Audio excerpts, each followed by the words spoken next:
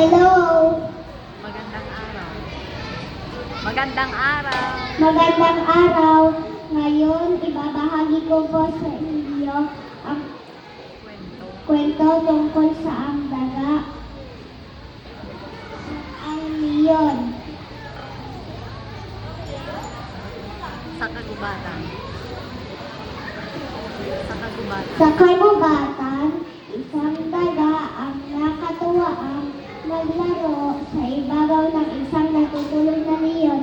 Kanyang inaakyat ang likuran at pagdating sa itaas ay nagpadaus-dus pa ibaba. Sa katuwaan, hindi niya napansin na nagising ang leon. Dinakma ng leon ang daga na wari bagang balak siya isubo at kainin. Natakot at nagmakaawa ang daga. Ipagpaumanhin mo, kaibigan. Hindi ko sinasadyang gambalayan ka. Huwag mo akong kainin, sabi ng daga. Nabakas ng leon sa mukha ng daga ang tunay na pagmamakaawa. Sige, pakakawalan kita.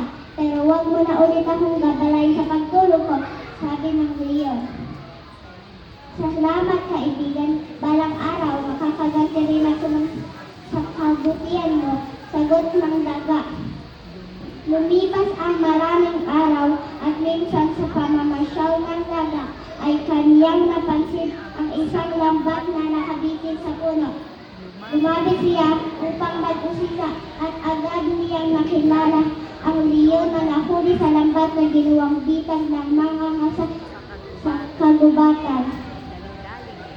Dali-dali. Dali-dali inakyat ng daga ang puno at minat-ngat ang lubid at bumaksak ang lambat kasama ang leon sa loob. Mabilis. Mabilis na bumaba ang daga at tinulungan ang leon na makawala sa lambat. Utang ko sa iyo. Utang ko sa iyo ang aking buhay. Laking pasasalamat ng leon. At sila ay